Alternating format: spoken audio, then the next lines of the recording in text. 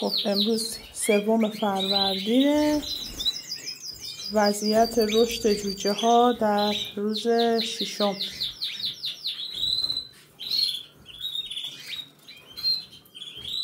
لونه اول ساعت 10 صبح. اینم لونه دومه.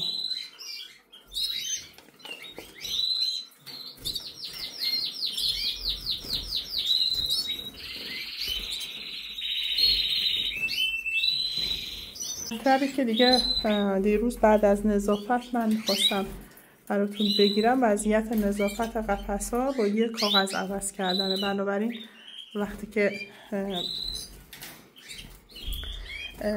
که شما قفس آویزون هست از بالا و سینی داخل قفس نیست یا قفس صنعتی استفاده میکنید و پای قناری روی کاغذ نمیخوره، با یک نظافت راحت، یعنی با یک کاغذ عوض کردن، به این میزان از تمیزی داخل قفس ها میرسیم و تقریبا این نظافت به مدت 1 هفته کفایت میکنه. هفته 2 بار هم انزن کتون قناری ها رو عوض میکنه.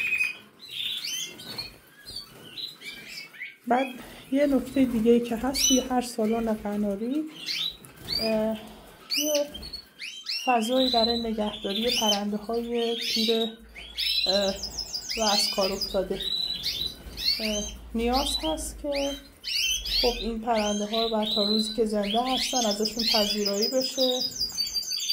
پیر هستن، کور هستن، یا اینکه بالاخره از چرخه تولید خارج شدن هر عنوانی، یه فضای کوچیکی باید بالاخره کسی که کار تولید انجام میده به نگهداری این پرنده ها اختصاص میده. این وضعیت دما در روز 3 فروردین مینی ماکسیمومی که داشتیم که ماکسیموم مال گذشته هست، چون هنوز ماکسیموم اتفاق نیفتاده. مینیموم یه شب که گرم بوده 22.1 و ما باز صفرش میکنیم. مینیموممون دیگه اومده بالا و یواش یواش باید جفت از هم جدا بشن که این کار ما ظرف 1 ماه آینده انجام بدیم. یعنی در 1 ماه آینده ما دیگه جفتی نخواهیم داشت. الان لونه آخر جوجه هامون هست که داریم برای شما ویدیو میگیریم. امروز همونطور که گفتیم 3 فروردینه. من یه دونه لونه دارم که 4 روز تخماشو برداشتم و امروز میخوام اینو مهرش کنم. 4 تا تخم مصنوعی رو از توی لونه بر میدارم. این 4 تا تخم خود پرنده رو توی لونه قرار میدم. لونه رو زیر پرنده ماده قرار میدم و تاریخ امروز رو روی پلاک قفس می نویسم. حتما تاریخ شروع می نویسیم، چون از شروع مهر کردن تخم 14 روز 13 بعد از ظهر یا 14 صبح این تخم‌ها تفریق میشه و نگهداری از جوجه های کوچیک برای ما شروع میشه.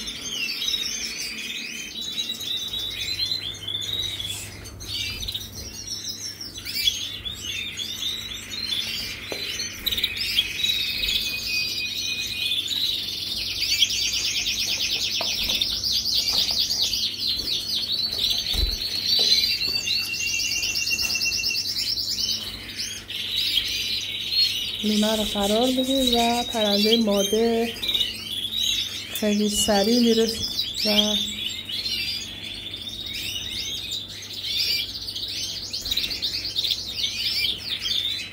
میشینه. من دوباره وقتی نشستیم دیگه که گفتم روی پلاکه که الان روی قفسی هست که پرنده نرش و همراه جوجه های لونه قبلیش توی اون هستن. روی پلاک می نویسم که اشتباه هم نوشتم، باید بنویسم تاریخ 3 فروردین روی تخم‌های خودش نشسته، یعنی تخم‌های پرنده دیگه‌ای نیستش. خب از این اشتباهات پیش میاد. امروز روز 3 فروردینه و پرنده ماده هم که رفت سراغ لونش و تا روزی که جوجه هاش به دنیا بیاد و دوباره مجدد من ویدیو سنه که راجبش صحبت کردیم، گفتیم که آلودگی مربوط به هم به تخم و موادی که داخل لونه رو باش پر میکنیم به اون صورت نمیشه اگه مواد با کیفیت باشه و میتونید حتی لونه رو با مثل من با پنبه تخم پر کنید. اینه ببینید این آلودگی تخم زاده، یعنی عفونت داخل تخم بوده و ناف جوجه آلوده هسته و روز آخر هنگام تولد این بنده خدا نتونسته متولد بشه و مربوط به والدینش بوده، مربوط به لونه و نمیدونم این حرفا نبوده، عفونت داخل تخم بوده. امروز 3 فروردین ساعت 2 بعد از ظهر، دما 23 درجه، رطوبت 46%، هوای فوق‌العاده مطبوع بهاری رو داریم و جای همگی خالی.